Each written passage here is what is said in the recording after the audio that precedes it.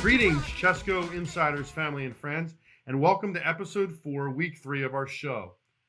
We will have highlights of 9 of the 13 Chester County teams in action. Our spotlight interview of the week will be with Westchester East senior standout Chase Solosi, who scored 3 touchdowns on Friday night, intercepted 2 passes, returning 1 for a touchdown, and totaling 220 yards. Coach Wolf and Coach Milano will break down both Coatesville and Perkiomen Valley offense and defenses to get you ready for the game of the week. Finally, the panel will predict our week 3 games. So, buckle up and get ready as Pete D and I are pumped to bring you the highlights of the week. But first, a word from our sponsors at Studio One. Highlights of this week's games are brought to you by Studio One, the home of ChesCo Gridiron Insiders for our inaugural season. Studio One also houses Sports Vault. Sports Vault is your premium provider of sports-related autographed and non-autographed merchandise. Sports Vault is the leader in licensed sports memorabilia, novelties, trading cards, and custom framing. Sports Vault is located at 520 East Lancaster Avenue in Downingtown, Pennsylvania. We are always looking to add sponsorship and join our family here at ChesCo Gridiron Insiders. This week, we are adding a Player of the Week segment, and pretty soon we may add an Upset of the Week that you can sponsor. Just send an email to and we can set you up with the sponsorship package of your choice. Let's begin our highlight portion of the show with Boyertown traveling to Avongrove for one of our games of the week. We're going to pick up early in the second period with Boyertown leading 3-0 at this point and driving.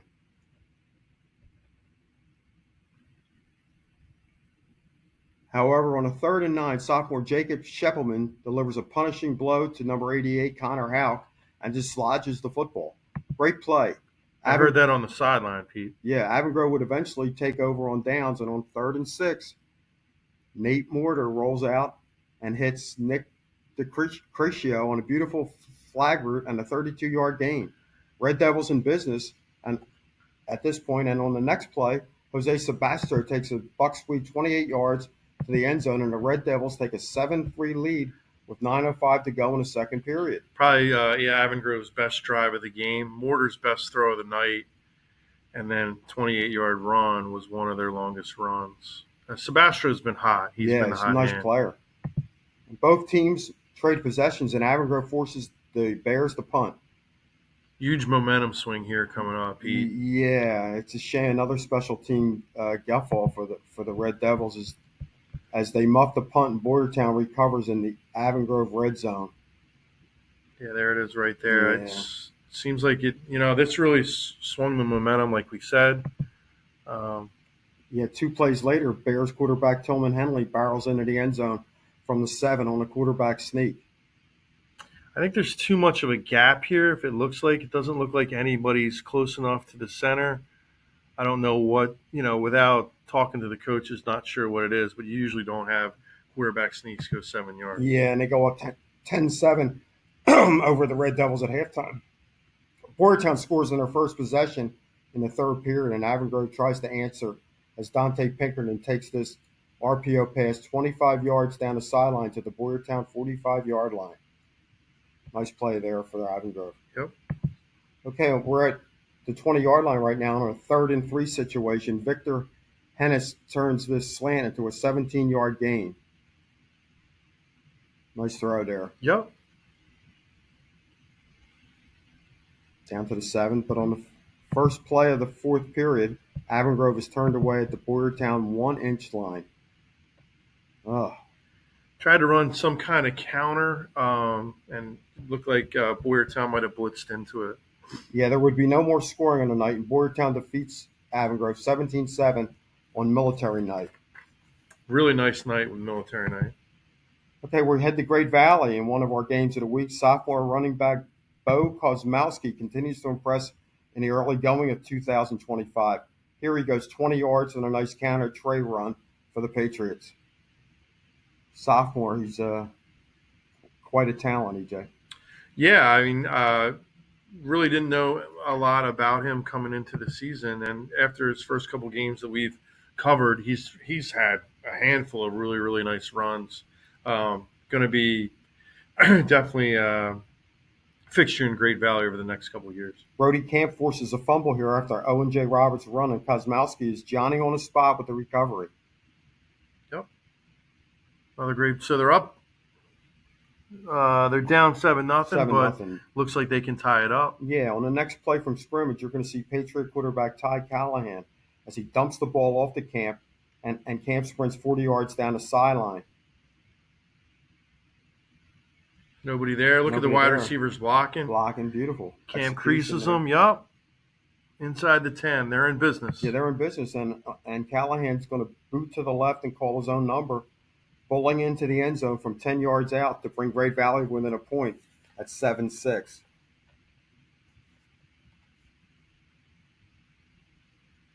There he goes. As he pulls his way in. Looks like Jalen Hurts. Later in the first half, Callahan throws a 34-yard strike to Luke Helmy to set up the Patriots' second touchdown. Really nice throw here from Callahan to Helmy. Yeah, we had Helmy on. He was our highlight guy of the week. Still making highlight plays. That's a great throw. Looks like he's got marked down at the 1. Yeah, he set up the second touchdown with that play, and unfortunately it wasn't enough as O&J wins over the Patriots 31-12. O&J's a really good team. We'll talk about them later in the segment. Okay, next we travel to Phoenixville. We travel to Oscar Dix Stadium in Westchester as Phoenixville takes on Henderson. On the Phantoms' first drive, they face a 3rd and 8 when an overthrown pass finds Warrior cornerback Tommy Smith, who intercepts and returns the ball 32 yards to give Henderson the early lead, 7-0. Henderson's making some big plays on defense so far this season. I agree. I believe this is their second return for. I know they had a fumble recovery that was returned for a touchdown the first game of the year. So very opportunistic defense, Warrior. And the Phantom's going to tie the score at the end of the first half on this heavy power. Yeah, you get the ball down here and you go heavy and you run a power plus.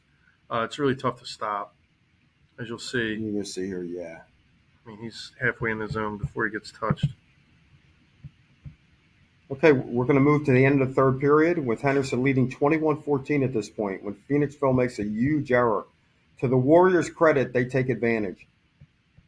Wide receiver Jackson Lewis is inexplicably left uncovered at the 5, and once quarterback Jackson Cherub realizes it, he just throws a nice and easy jump ball to Lewis, and Henderson is now up 28-14. Yeah, you don't really usually typically, you'll see this every now and then, but the defense usually picks up on it and somebody runs out. Here, for some odd reason, Phoenixville, I don't know how they couldn't have known, but they never did it. Right. And the Warriors would go on to beat Phoenixville 42-14, and Bob Bryce, head coach, and the Warriors are now 3-0 on the season. Okay, now we head to defending Chesmont Northern Division champion Bishop Shanahan as Methacton comes to call on the Eagles. We pick up the action mid-first period with Shanahan deep into Methacton territory. You're going to see the dual threat quarterback for the Eagles, number 10, Anthony Aguila, takes a snap on a quarterback sweep for the right pylon, and Shanahan takes the early lead on Aquila's 7-yard TD scamper. Great blocking there by one of the wide receivers. On Methacton's next possession, they answer as junior quarterback and captain Jackson Leckie connects on a 73-yard strike to fellow junior wide receiver Jalen Andrews, and just like that, Methacton takes a 7-6 lead. Yeah, it's a nice ball. Nice ball. Shanahan's been giving up a few yards in the air in their 3 wins, but looked like a coverage breakdown. It looked like the corner thought he was getting help, and maybe he was supposed to and didn't, or maybe he was supposed to be in man-to-man. Anyway, 7-6 Methacton. Methacton stops the Eagles, but on their next possession, Leckie is stripped of the ball by number 95, Brian Whalen. As he strips Leckie, and corner Brian Donahue falls on it. So it's a big turnover here for the Eagles. Yeah. Also, we talked about momentum changers. This might have been a momentum changer because I don't believe Methacton puts any points on the board after that. Yeah. 2 plays later, after the turnover, Aquila finds his favorite target, number 7, Aiden Civitella, running a deep fade down the sideline for a 46-yard touchdown strike. Yeah, I mean, it looks like they're maybe audibling, but after this corner, you can't see it. He runs out of the screen, but you feel bad for the kid. He just really didn't have a chance. Yes, Shanahan retakes the lead 12-7 at that point. And are moving to the second period right now. Aquila is on the move again as he takes this quarterback wing counter 20 yards to pay dirt. As Shanahan runs away with this one 41-17. Congrats to the Eagles and head coach Paul Myers on being 3-0 so far in this young season. They have a double revenge maker next week at very heralded Pope John Paul. Should be a great game. Looking forward to seeing it. Okay, we're down in Unionville right now as you're going to see Brody McLaughlin give the Longhorns a 7-0 lead over Pottstown with this nifty 10-yard TD run. McLaughlin's a heck of a back, all-purpose back. Absolutely. He did wonders for Unionville last year, and he's doing yeoman's work again this year. I don't even think he was touched there, Pete. No. Okay, this time you're going to see the Longhorns score again to make it 14-6. Shane Gilday goes 10 yards to give Unionville the 8-point lead. It's funny, like Gilday runs in the backfield. Sometimes they'll put McLaughlin out, and then Gilday is one of favorite targets in the passing game as well. So a couple dual threat guys right there. Yeah, and Unionville's going to show they can throw the football here as Tommy McGinnis is going to throw a deep post to Drew Paleo, who hauls it in and goes in for the 61-yard TD. And Unionville romps 50-6 over Pottstown. Yeah, I've been really impressed with McGinnis. He's thrown some really nice deep balls this year. 2 against Ruston. There's another one there. I think he had one against Academy Park as well. Maybe one of the better deep ball throwers in Chester County this year. Next, we head to Oxford as Pottsgrove travels to meet the Hornets. First quarter action, Oxford 3rd and 9 from their own 40. Sophomore quarterback Nolan Neske executes a perfect tight end screen for a 24-yard gain and a big Oxford first down.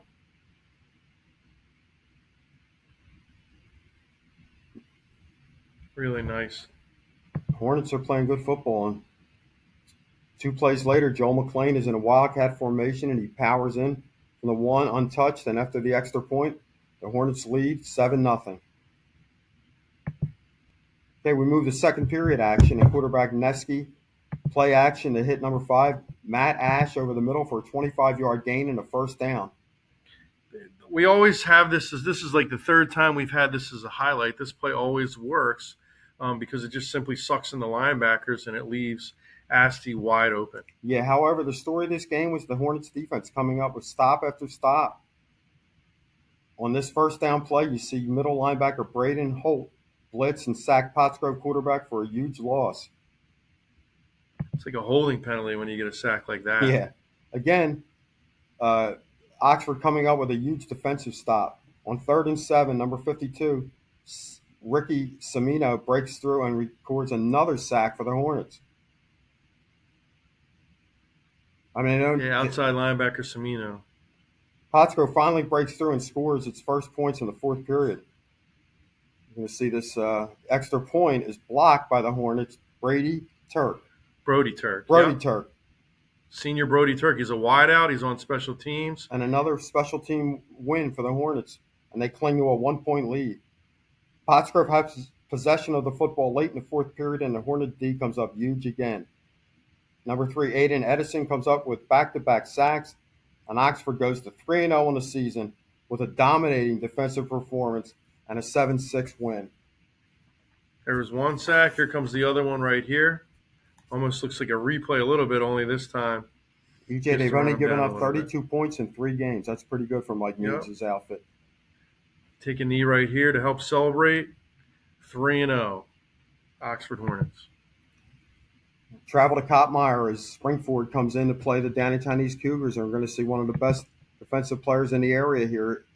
Defensive end Abraham Cisse introduces himself to the Springford backfield with this early tackle for loss. Cisse in the front 7 for the Cougars spent much of the evening disrupting the Rams' offense. Yeah, knowing who he is and knowing what he's capable of doing, it's probably a good idea to actually try and block him. Yeah. On the very next play, linebacker Logan Litwinko gets the sack for the Cougars.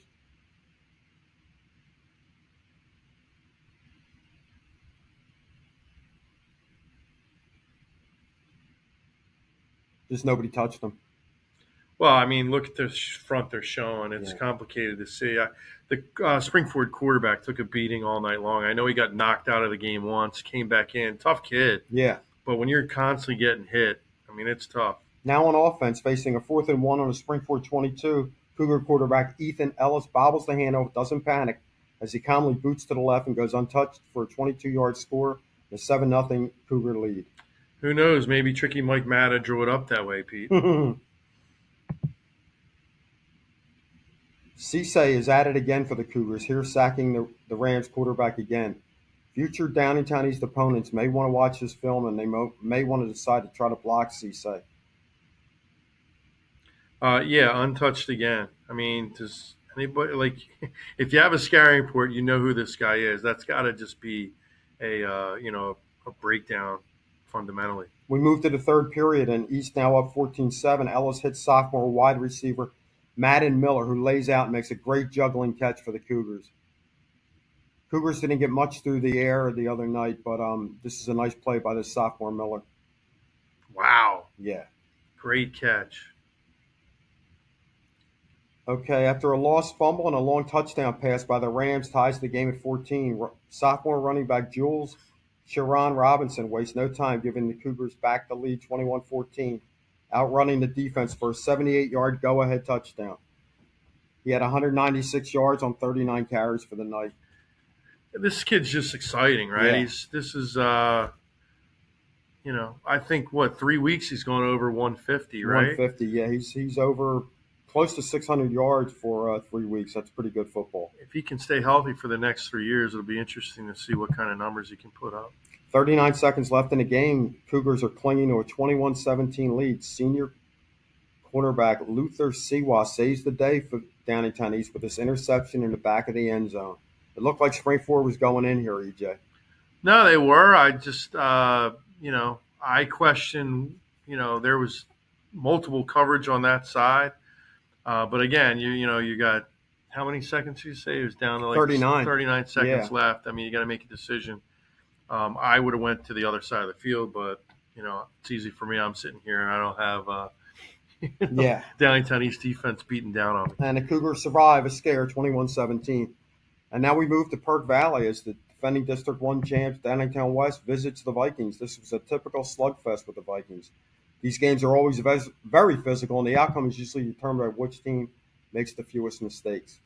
For Perk Valley, sophomore quarterback Aiden Mesatisa went 17 for 25 for 214 and a touchdown. We're going to see Perk Valley take an early 7-point lead when Mesatisa hits senior wideout Joey Keogh for a 34-yard scoring strike. Nice ball. You don't typically see D West get beat like that, but that's a big play.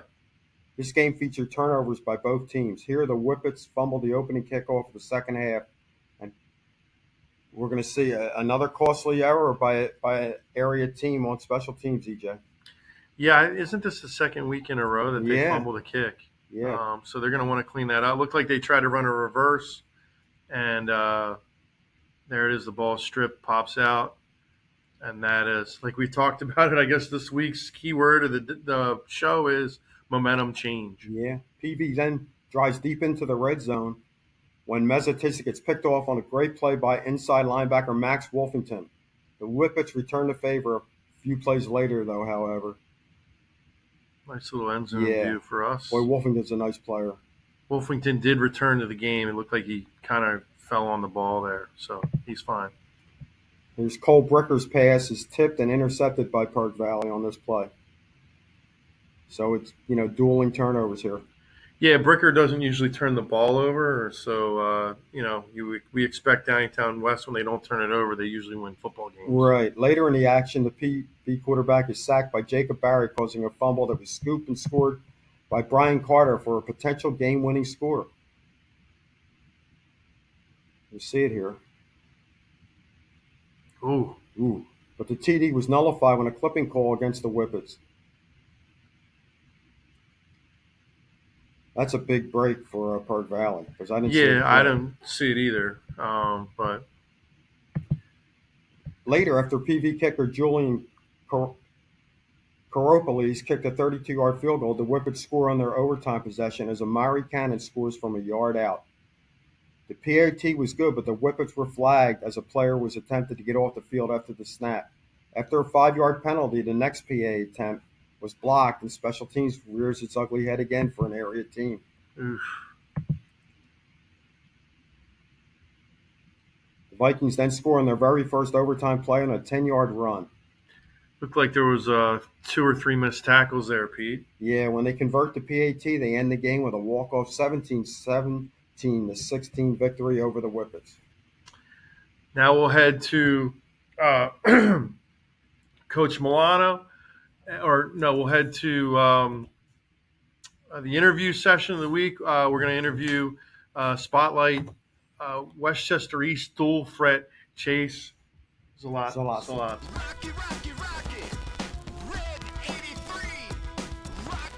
That was a great job of highlights. Thanks, Pete. We're here interviewing star two-way player for Westchester East, senior Chase Zalazzi. Chase, welcome aboard. Glad to have you on the show as your Spotlight Player of the Week. So you're wide receiver, running back, D-back, return man. How did you get so proficient at all these phases of the game? I've been doing all this since I was very young. I've been kicking for since I was 8 or 9, just being my little league team's kicker, and I kind of just stayed with that. And then coaches, they want me to be on all sides of the ball, and I'm fine with that. I like doing that, and that's what we do. So for me, I'm going to ask you, do you do any extra conditioning? Because you're not coming off the field, right? I come off the field a little bit. I get some breaks, but a lot of the time I'm not coming off the field. We do a lot of conditioning during practice throughout the week, and that kind of sets it up. I don't do a lot of extra conditioning, but Coach Owens really sets us up with conditioning. Do you do any electrolytes or Pedialytes? Because I noticed in the Academy Park game, I got a little nervous that I think you cramped up. Was it late third quarter or was it early fourth? I don't know. It was one of those two. But yeah, I do drink a lot of liquid IV throughout the week. Perfect. Yeah. Good stuff. All right. What do you enjoy more on the football field, catching or rushing or kicking? I love rushing the ball. I love just following my guards, hitting the hole. It's so fun to me. That's good, man. And make sure you make people miss. Don't run standing up. What traits or characteristics did Coach Owens bring to this year's Viking squad? A lot of hard work, effort. He doesn't really he wants you to help the team out in any way possible, and that's what he's gonna do.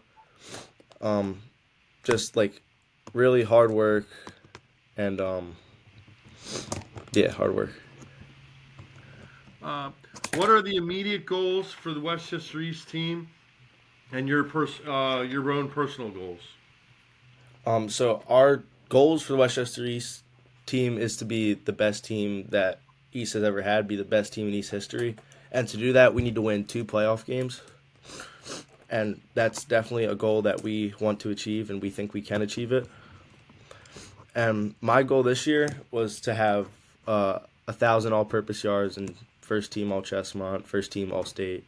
Or not All-State, All-County. All-State would be nice too, though. All right. Can I suggest one more to you? Yeah, I don't know if so I would suggest you put your eyes on maybe the point leader because you're kicking and you're scoring touchdowns, you're even returning interceptions for touchdowns, right? I think you might have a shot at that. All right, we'll see. So let's add that to the list. All right, pal? Yep. All right. Are you getting a college interest, and what do you look like? What are you interested in when it comes to colleges for yourself? Do you want to play football in college? Yeah, I definitely want to play football in college. I've been getting some looks at some high academic Division IIIs, some Division IIs in the PSAC.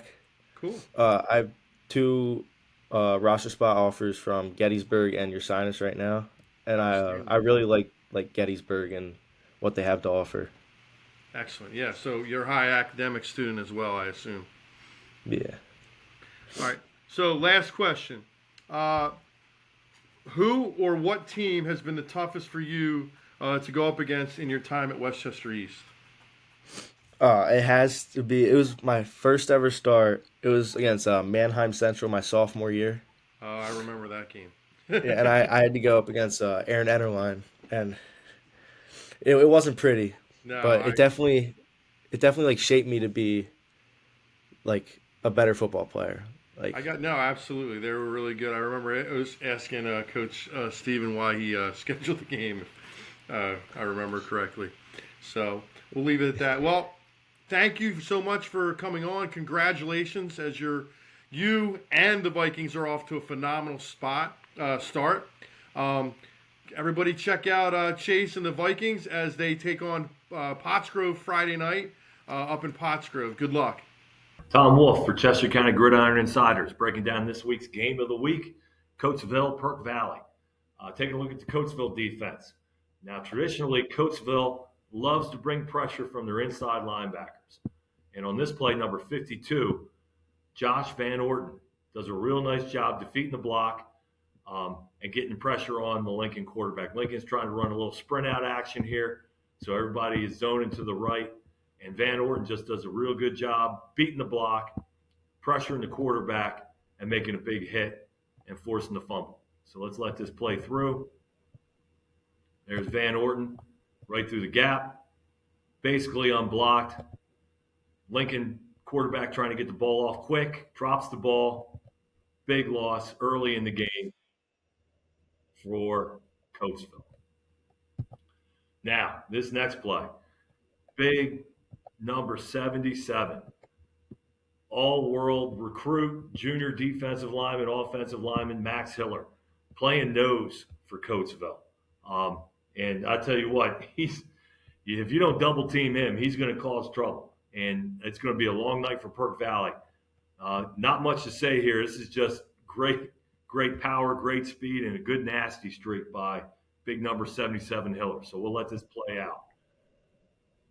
He just basically pushes the center out of the way. Lincoln quarterback dropping back, and he doesn't even have a chance. And he sees that big 77 coming right underneath. Does a good job of getting out of the tackle, but Coatesville's there to clean it up. So Perk Valley better be ready for big 77 Max Hiller in the middle of that defense. Now this next clip. So the speed of the Coatesville defense is also very good. Right here, Lincoln's trying to throw a quick little wide receiver screen out to here with stalk blocks by the two outside guys. Corner does a good job right here. Number 22 safety, Kamal Kenyon, does a real good job coming up, defeating his block. And then number 28, outside linebacker Jalen Jackson, shows off his speed, reading the play, and getting in on the tackle. So we'll let this play through. So there's Kenyon. He starts to rock down. And if you stop it right here, it looks like you got to play. It looks like you got to play. You got your two guys stalking up here, but Kenyon defeats the stalk, and here comes Jackson. And what could have been a big play goes for a 2 or 3 yard gain. So great speed by that Coatesville defense. Again, good run read here. Looking at this next play, focusing on Van Orton again. Van Orton does a real nice job just reading this run. It's a one-back power by Lincoln. This guard is going to pull up here and try to insert. And Van Orton does a good job reading this guard pulling and going to the point of attack, filling the gap and making a play. So again, Coatesville inside linebackers traditionally have been big parts of the success for this team over the years, and they got a good one in number 52, Josh Van Orton. We'll let this play through. And there he is, making a big-time play. Tough tackle from Van Orton. Finally, on this last clip, Lincoln is trying to run an RPO. All right, they're going to try to pull this center and his guard out here. That's the run part of the run-pass option. The pass is a quick little slant here. Now the quarterback probably should have handed the ball off and just gotten what he could with the run game, but he decides to pull it, and he's trying to throw this slant backside. Well, first of all, again, it's be a wise decision to block big 77 Hiller. He's basically unblocked. But even if, right here, if he would have handed the ball off, you see the running back's already by him, and you may have a play out here. But the quarterback decides to pull it. And now he's got his pass read on the slant, but Van Orton doesn't bite on it. Van Orton does a real good job of padding this slant. And as we let this run through, again, Max Hiller knocks the ball down. But even if he didn't knock that ball down, Van Orton is just waiting right there. And Van Orton probably would have intercepted it and gone to the house. So run pass options, I know Perk Valley does that a little bit. You got to be careful against this Coatesville defense. Tom Wolf for Chester County Gridiron Insiders. Breaking down this week's game of the week, Coatesville, Perk Valley. We're going to take a look at the Perkiomen Valley defense first. They run an odd front with a nose, 2 DNs, 2 outside backers, and it's a run-heavy defense, so they have 3 inside linebackers. Game plan for Perk Valley was to stop the Downingtown West run game, and they do a real good job of it here. So on this first play, Downingtown West is just going to run an inside zone to the left. Everybody's zone blocking to the left. Defensive line does a real good job of penetrating. Number 31, the outside linebacker, was a problem for Downingtown West all night. He does a real good job maintaining outside leverage. And this backside inside linebacker does a real good job of fitting right in. We'll let this play run through. And you can see on the first offensive snap what Perk Valley wanted to do. They wanted to stop the Downingtown West run game. So once you stop that run game, now you want to focus on the pass. Perk Valley, throughout the years, they have a variety of multiple blitz looks and pressure looks they use. On this clip, 31 again, gets good outside pressure on Cole Bricker, the West quarterback. This Mike linebacker starts to cheat up, and now he's coming through the gap. This forces Bricker outside in the pocket. We'll let this play through. And you'll see Bricker gets outside the pocket, does a real good job of escaping. But once he's out, now he's got to try to make a play. Doesn't get enough on this deep ball down the field. And you'll see the Perk Valley corner tracks the ball real well and makes a good interception. So that's what pressure can do, force a bad throw. Again, great example of pressure here. West is running a little play action where they're going to pull this guard out and try to block number 31 again, the outside linebacker, and give Bricker a pocket. But the outside linebacker just beats that pressure. Right there, forcing Bricker to step up. And if we rewind it just a little bit, you'll see this inside linebacker, backside inside, coming through A-gap, and he just cleans it up. So again, there's the pressure. Bricker steps up right into the hands of the Perk Valley quarterback, or Perk Valley linebacker. Big sack in the red zone for Perk Valley. Now, again, on this play, this time Cole Bricker has time in the pocket. Again, you see up front, they're confusing, trying to confuse the Downingtown West offensive line. Offensive line picks it up really well. So what Bricker's trying to do here, he's got 2 reads. He's got the tight end over the middle right here, and he's got an inside curl route by the number 2 receiver. And you see he's got a nice clean pocket. But because of the pressure that's been happening all game, Bricker stays on this first read where if he comes off of it, he's got a wide open curl. He throws off his back foot as well. He doesn't get much into this throw. Sails it high. You see right here, the curl's wide open. But he sails it high to the tight end, tips the ball, and now we'll let this run through. You'll see the interception. So again, that's what pressure can do, even when you have a clean pocket. Last play. Finally, what you need to do for a good pass defense, be able to stop the go balls. Perk Valley was in tight man-to-man on the outside all night. You'll see a go ball up top here to Weller, Downingtown West wide receiver. This is a great ball by Bricker, But the corner does a great job of playing this. He stays on that route, flips his hips really well. Bricker makes a great throw. Weller high points it, but you can see when he high points it, corner is taught to stick his hand right through the middle of the receiver's hands. He does that. Great pass breakup. So Coachville's going to have to be ready for the Perk Valley defense, run game and pass game. As Coatesville preps this week for a Perk Valley team that just held Downingtown West to 10 points in regulation, must be good to know for the Red Raiders that they can beat you in many different ways. Let's start here with an inside run play that turns into a 45-yard touchdown as Coatesville executes a split zone play perfectly here. This is Coatesville with Smyrna, Delaware. And so here you see we have I call it a nub trips formation to the right. They're going to run split zone. It's going to bend back this way. Again, behind Big Max Hiller here, they're going to build a wall. We got everybody zone blocking to the right. Terry Wiggins, the Y or the H-back, is going to come back and set the edge. He does that here. And Sage Bradshaw does the left. Let's take a look at this thing full speed. Again, well done. And once they get speed and space, it's over, even though Smyrna has many great athletes as well. So this is just split zone, line zone blocking to the right. The H-back's kick blocking back to the left.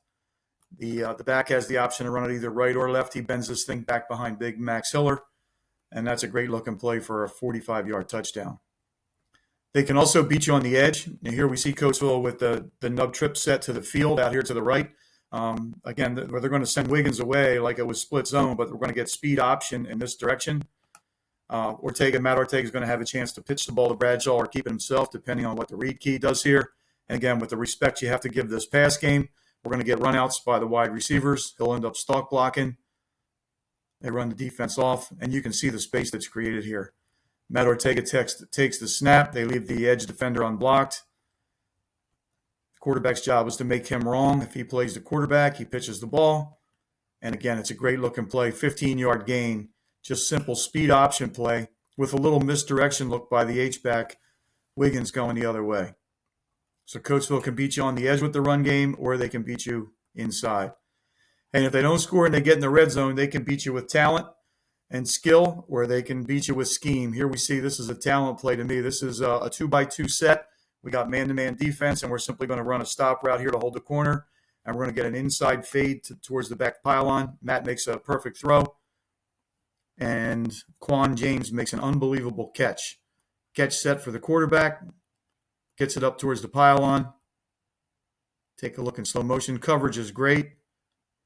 The throw and the catch are better, and that's a talent play, man. That's two kids making a great play in the red zone. Or they can beat you with scheme. Here we see a trip set into the boundary. We're going to get a mesh concept, which means we're going to get a crosser and some crossers from the other side. But really what they're trying to get is this ace back sit on the other side, slipping out of the backfield back here. And they beat you with this a scheme play to me against man-to-man defense.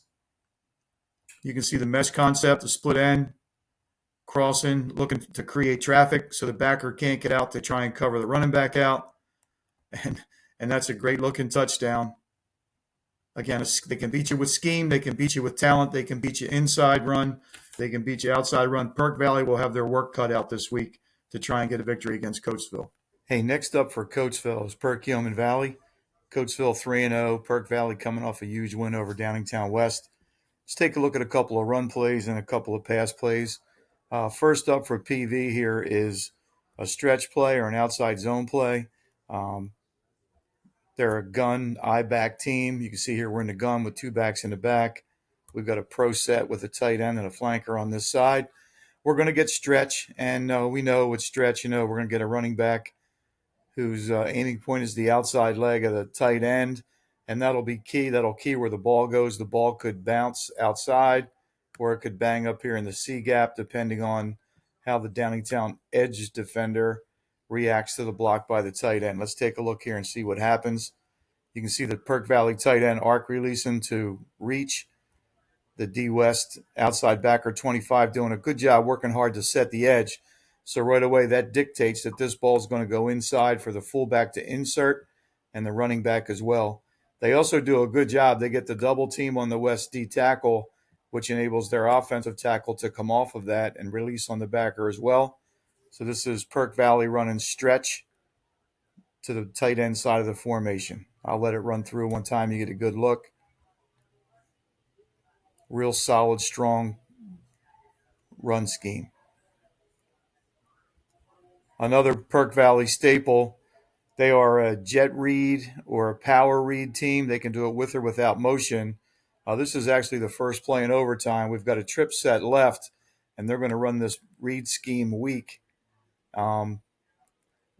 They get away with it to me. I mean, the read key is this young man here is they're going to block down, pull the backside guard. Quarterback's going to read the circle defender, the DT. But West actually has an overhang defender to deal with as well. And you'll see as this reads out, the quarterback reads it correctly. The Downingtown West D tackle is in the B gap, so he's going to give the ball. But West has the overhang defender who blitzed and kind of blitzes himself out of position, misses the tackle. And this is the first play in overtime. And as you know, they kicked the extra point successfully and going to win the game. So this is power read week for a touchdown in overtime. They're not just a run team. They're good at, I call them now screens. Not really a tunnel screen because the O-line is going to stay solid. They're all going to reach block here. But this ball is going to go out here to the widest receiver. The ball's going to zip out here with a lead block by the slot. We get a good look at it here. Quarterback catch, set, throw. And you can see there's some green grass, open area outside. Good looking play. And I keep talking about plays in sequence. So the complementary play to that is we're going to show that screen look to the wide out. And now we're going to get a release kind of wheel route with a fake block by the inside receiver.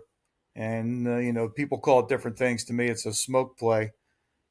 Quarterback's going to catch that little pump fake. You can see the pump fake. The wide receiver showing screen. He's backpedaling, showing his hands.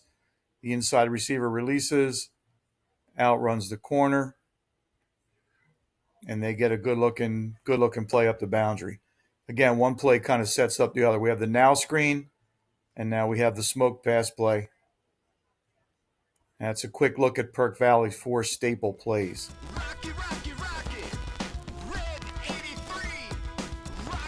Thank you again, Coach Milano and Coach Wolf, for breaking down ChesCo.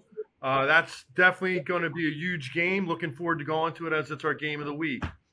All right, we are to our famous prediction segment of the show. We get a lot of feedback from you. So thanks. We enjoy it. Well, some of us do. All right. Here we go. This week, a little bit different. I know I luckily went 11-2. So a couple good weeks for me. So now I get the crown back, as Coach Wolf would say.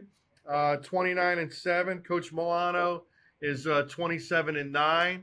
And I think the rest of our counterpoints all went 9-4 last week with some tough losses. Geez, Ruston losing in overtime. And then West losing as well, which none of us expected. But let's move on to week 4.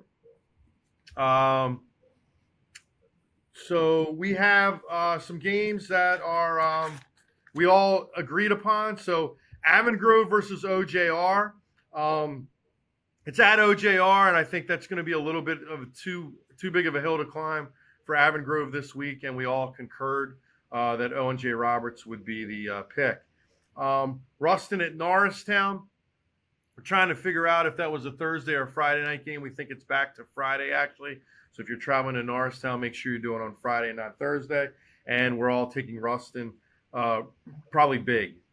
Downingtown East at Boyertown. It's Thursday. It is Thursday? Yes. So that is Thursday. I'm sure that doesn't make everybody in Krugerville happy, but going to Boyertown. Boyertown looked to be improved when I took it in at Avon Grove last week as one of our games of the week, but we all don't think they're going to be good enough to take down Downingtown East. Downingtown East should be able to run the ball and run it quite successfully. So we'll take the Cougs in that one. Great Valley at Methacton. Methacton didn't look too good as Shanahan throttled them last week at home. So Great Valley is the play there, coming off a tough loss to ONJ Roberts. Kennett at Phoenixville.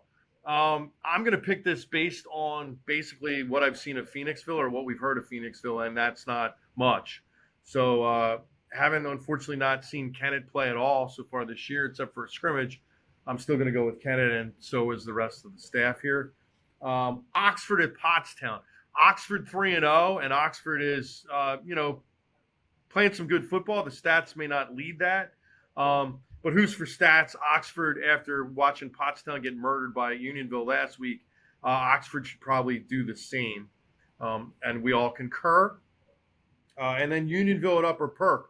Upper Perk, as Pete informed us, is 2-1. But one of those one wins is against lowly Norristown. And who do you got, Nate? You're talking about Upper Perk. They beat Fleetwood.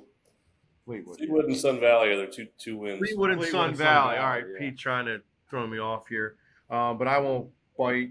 So we all think that Unionville, who's playing really good football. Like can't say enough that Unionville is a strong favorite in the Southern Division. But we're all going to go with Unionville. And then finally, Westchester Henderson, also 3-0, taking on Upper Marion. And they're traveling to Upper Marion. But I don't think that's going to deter the Warriors, Coach Wolf. So we're all warriored up and looking for them to go 4-0. So let's start talking about some games. Here's a phenomenal game. It's a rematch of the district final 2 weeks ago, right? 2 years ago. Bishop Shanahan at Pope John Paul. Let's start off with Coach Wolf. I know Coach Milano doesn't like to go first. Well, Shanahan looked really good. We finally got him on film, and they took care of Methacton pretty easily. Pope John Paul had a great overtime win, you said earlier, against Ruston. It's a quality team. Pope John Paul basically took Shanahan to the woodshed last year, and I think it'll be closer this year. Shanahan's experience, again, winning that Chessmont title last year. They've been there. But I think Pope John Paul's just going to have a little too much for Shanahan, so I'll go with Pope John Paul. Okay. Coach Milano brought up a good point. Well, he's going second, not first third. time, I'll tell you. That's why he's here. No, he said, go ahead, Coach, about Pope John Paul's win so far this year. Yeah, Pope John Paul has 3 1-point wins, all against solid opponents. And I just look at Shanahan, and I'm looking at that schedule, and they've romped 3 weeks in a row. But to me, there are 3 scrimmages. Those kids are playing 2 quarters of football. They're going to be required to play all 4 this week. PJP beating Ruston was impressive to me. I don't know that Shanahan could do that. I'm going to pick Pope John Paul. Okay. I think being at Pope John Paul makes a big difference. I think Pope John Paul is happy to get revenge over Ruston. So I could see there starting to be a letdown in the beginning of the game. But it is at home. Shanahan has to go there. And like Coach said, their schedule doesn't have world beaters on it so far. No offense to the world beaters. But I will also take Pope John Paul. I think he'll eventually get it going. They're a well-coached team, and they've had a lot of success over the past couple of years. Nate? Yeah, I haven't seen Pope John Paul in person last week. Pretty impressive. Didn't do anything spectacularly, but they just did things solid enough to stay in the game against Ruston. Played really, really good defense. I think Ruston had under 100 yards after 3 quarters, so that in itself is a big deal because Ruston obviously moves the ball against almost everybody. Like everyone's been saying, I just don't know what Shanahan is. It seems like they're going to be a good team. They got some really good players, but you just have no idea what they're going to be against a good team, so it's hard to pick them. I'm going to go with PJP. So one question I do have for you, and then one question I have for everybody else, but we don't want to take up a lot of time before we go to Pete. Did PJP look, in your eyes, to be better than they were last year? No, not better than last year. They ran the ball. They didn't run the ball well against Ruston. I think they averaged 3 yards a carry, something like that. All their passing game was just a lot of short stuff, some of those little shovel passes. with the speed motion. Not a lot was downfield. So, two similar teams. I think the way they run their offense is Shanahan and Pope John Paul. Pope John Paul's got a sophomore quarterback, so I don't think they open up the offense a ton for him yet, but he's got some skill for sure. And obviously, made the winning plays in overtime against Ruston. So it's not like they don't trust him. He's definitely got some skill and he can run the ball. It'll be interesting to see against, I think this is a good test for Shanahan finally. Okay. Yeah, I'm going to echo what all you guys said. I mean, it's hard to get a read on Shanahan. They have some really good players, like Nate said. But why don't you mention the top two guys? Yeah, you got Aiden Civitelli, one of the fastest receivers in the league, Anthony Aquila, the dual threat quarterback, and Mike Cleary, big all-league lineman up front. But it's hard to pick them in this spot for me. I'm going to go with Pope John Paul in a close one. Sounds good. All right. We're going to go Springford at Downingtown West. Finally, the Whippets are at home. Okay, and I think that's good. It's important for the Whippets to get home. They have played, Coach, the toughest schedule out of anyone we cover. Well, maybe not including Malvern. It's solid. Well, yeah, we won't talk about Malvern yet. But it's been a great schedule, no doubt. I know it's costing me some money in gas. I know that. And submit a ticket to get a payback yet. But no, they're going to be excited to play at home for the first time. All right, we might as well make your pick while we're with you. Yeah, sure. Springford coming in. Springford, I don't want to say was a shock, but they played Downingtown East really tough last week. It surprised me. Looking at some numbers, I mean, they've given up almost 90 and haven't scored 30 yet. The Whippets were beat up a little bit from that St. John's College game the week before. And I know they're stung by the sudden defeat in overtime the other night. I look for them to bounce back and win this week. Pete, why don't you were at the game, or Pete and Coach Wolf were at the game.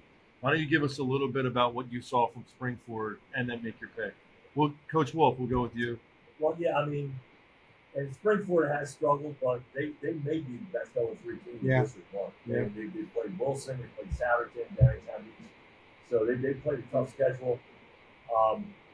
Downingtown East, like Abraham Cisse might not be allowed in Spring City. The way that he abused the Springford backfield last week, and Springford, they got some good-looking kids, but I think Downingtown West is going to be really upset after that. What happened to them, and they're playing at home for the first time, and so it's going to be a good crowd. And I look for Downingtown West to employ the same pressure that Downingtown East did the week before. I think Downingtown West pulls away late with a big win. Yeah, I agree with Coach Wolf and Coach Milano. Springford's got some good-looking kids, as both coaches said, and they have a really good receiver on the edge, number one, Turner, and he gave Downingtown East fits. Some people think he can throw the ball a little on the Whippets, but the Whippets are, they're dying to get home after that 3-game baton death march of theirs, and I like Downingtown West to really win this game and, get that good feeling back again. Yeah, I mean, I still like West. I like West a lot. They're a solid team. It's just it was a tough schedule. Perk Valley just played really, really well that night. But I'm definitely going to take West, even though Springford has slept at Kottmeyer the last 2 weeks. That's crazy scheduling too, huh? Yeah. Nate, what do you got? Yeah, I think just to reiterate, obviously being home, it's going to be a huge little boost for them to have the home crowd behind them.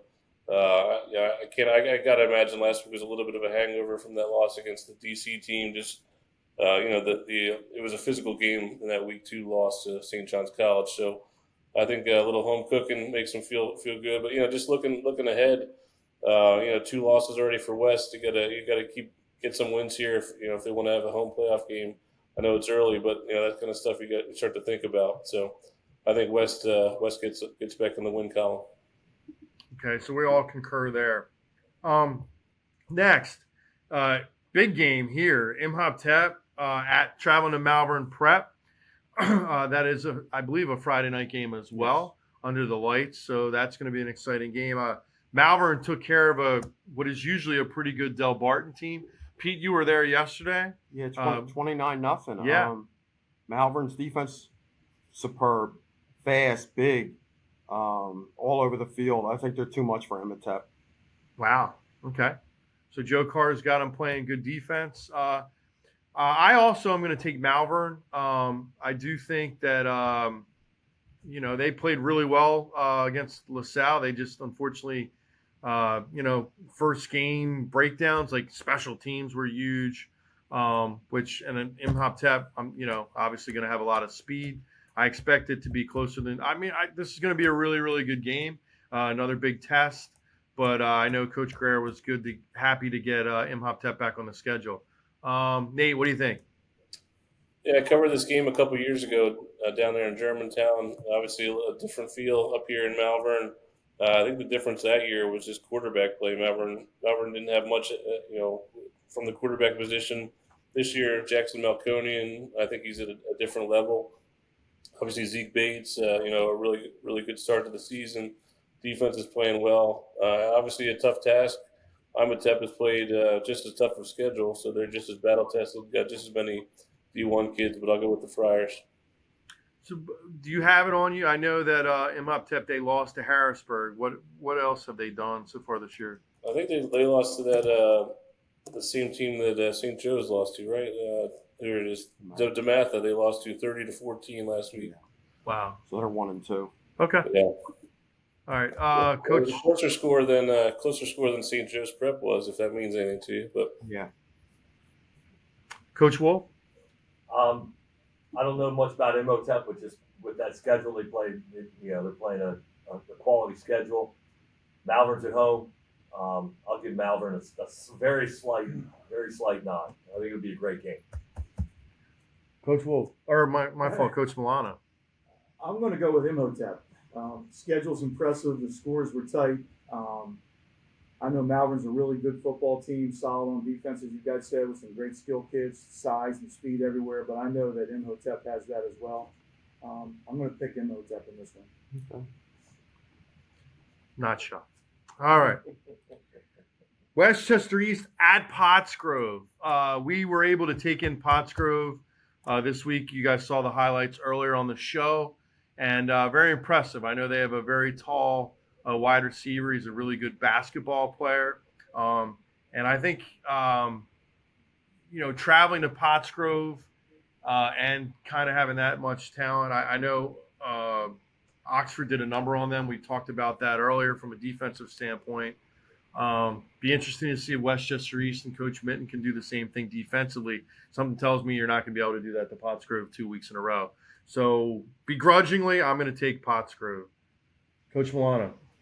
Hey, I'm seeing like mirror images.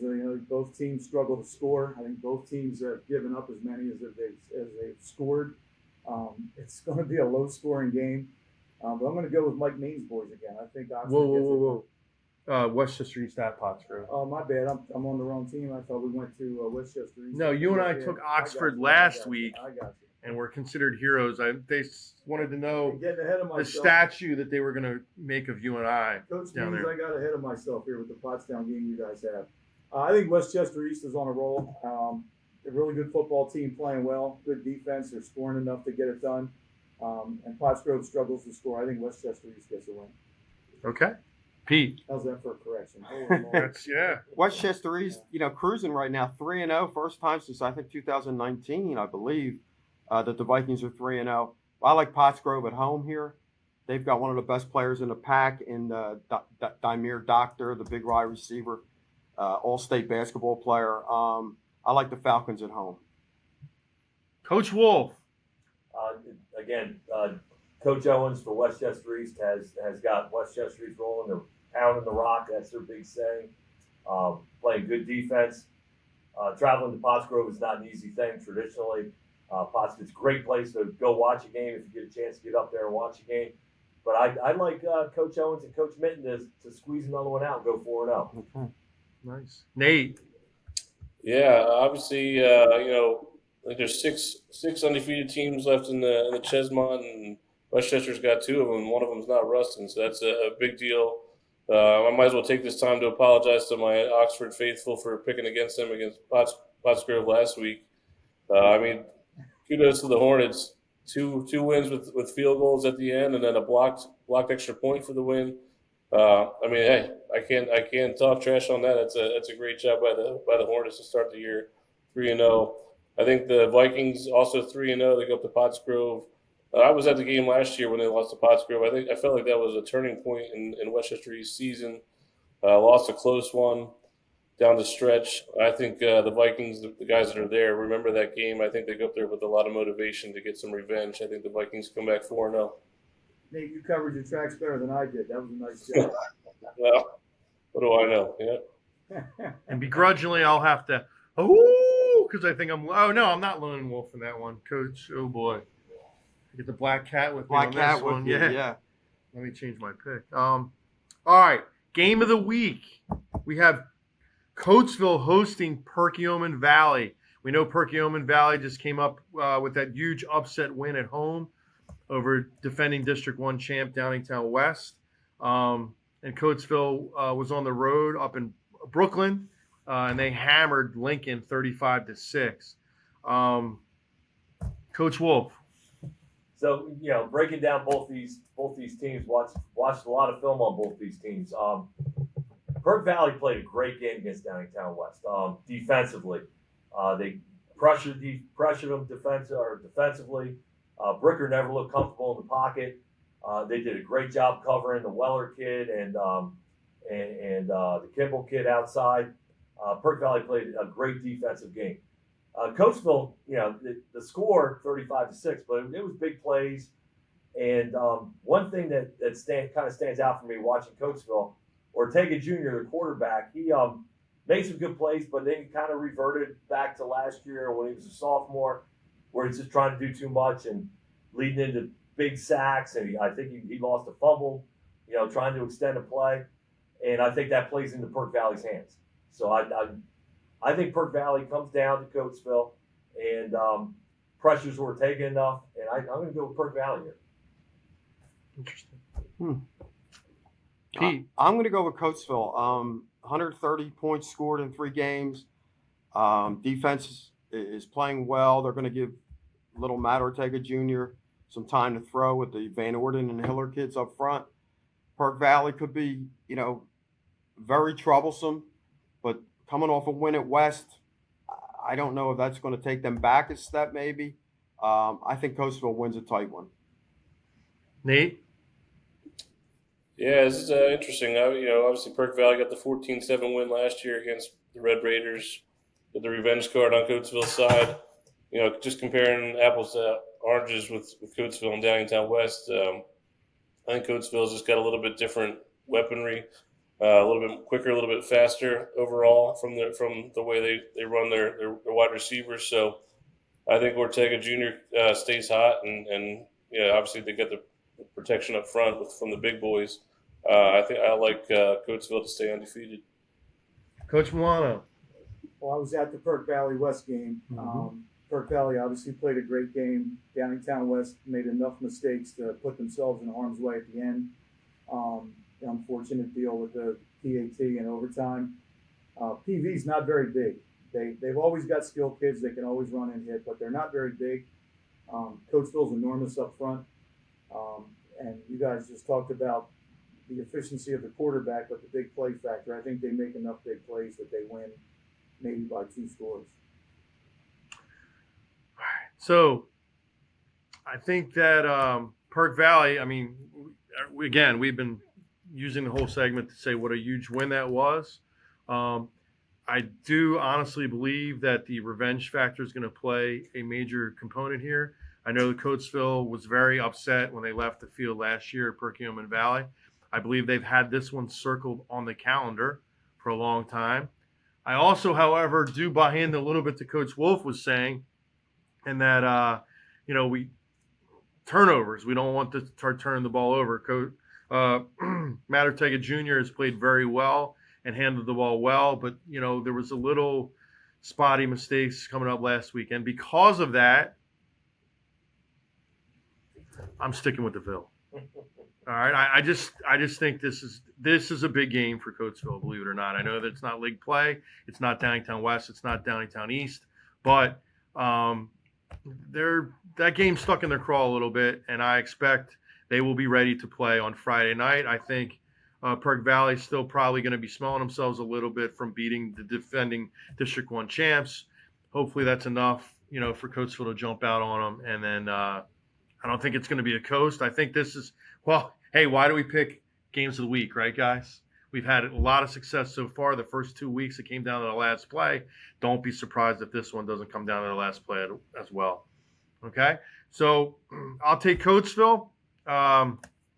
Enjoy the games this week. We do have one on Thursday night, and that's the Cougars going to Boyertown. So make sure you know that if you're going. Enjoy. Thanks for watching the show. Let us know. Follow along and enjoy the games this week. See you, everybody.